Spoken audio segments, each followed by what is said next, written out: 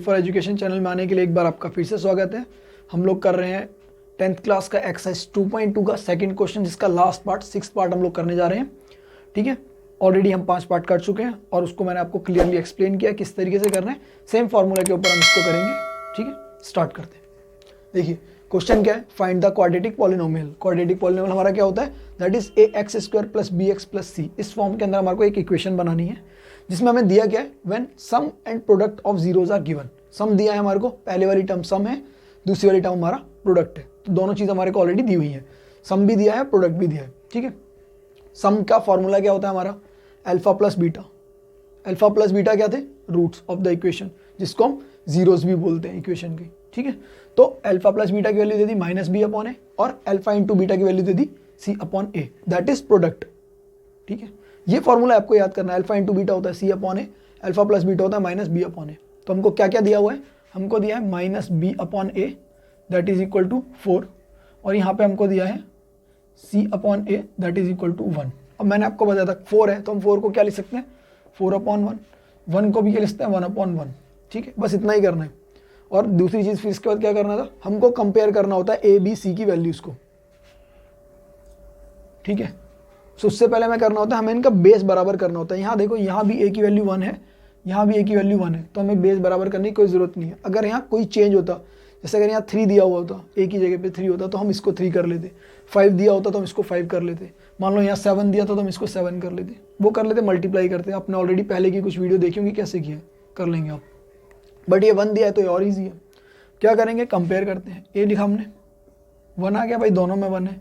b लिखा तो b, क्योंकि -b की वैल्यू 4 है तो b की वैल्यू -4।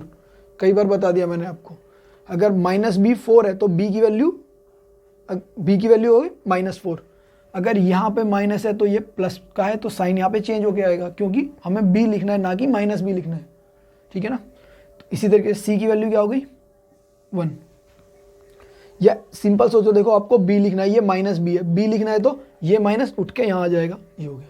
अब अगला स्टेप आपको करना है, क्वाड्रेटिक पॉलिनोमियल बनाना है। क्वाड्रेटिक पॉलिनोमियल हमारा क्या था, ax² + bx + c = 0। ये हमारा पॉलिनोमियल, हमें यही बनाना है। a की वैल्यू रखो, a की वैल्यू क्या है भाई, 1।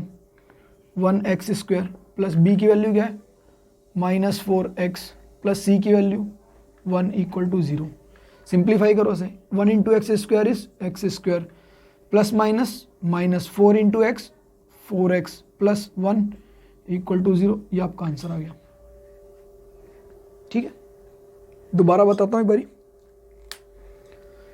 हमारे को एक क्वाड्रेटिक पॉलिनोमियल बनाना है जिसके सम एंड प्रोडक्ट दिया हुआ है जीरोस का सम एंड प्रोडक्ट, यानी अल्फा प्लस बीटा जिसकी वैल्यू -b/, होती है उसको दिया है 4, और प्रोडक्ट ऑफ जीरो जिसकी वैल्यू होती है अल्फा इंटू बीटा जिसकी वैल्यू होगी c/a, उसकी वैल्यू दी है हमें 1।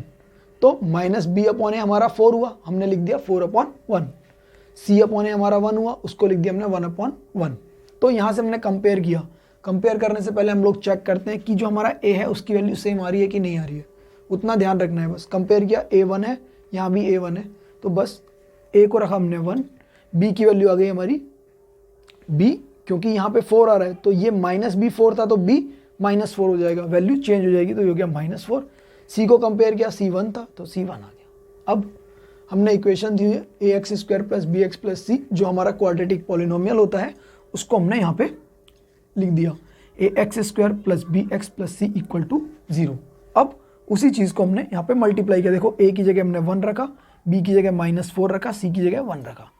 तो सिंप्लीफाई करेंगे तो 1x² is x², -4 × x is -4x, plus minus है तो माइनस लगता है, प्लस का 1 है तो 1 आ गया।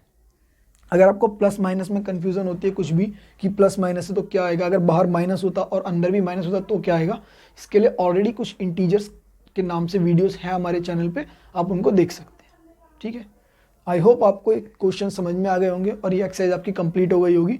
ठीक है, तो कुछ एक्सरसाइज हम वही करेंगे जो जल्दी कंप्लीट हो सकते हैं, जो मार्क्स अच्छे स्कोर कर सकती हैं पहले, उसके बाद बाकी भी करेंगे जो टफ एक्सरसाइज है। तो पहले आप इनको कवर कर लीजिए, अगर आपको एग्जाम में अच्छे नंबर लेने हैं तो आपको कुछ तो करना पड़ेगा ना, तो करिए इसको।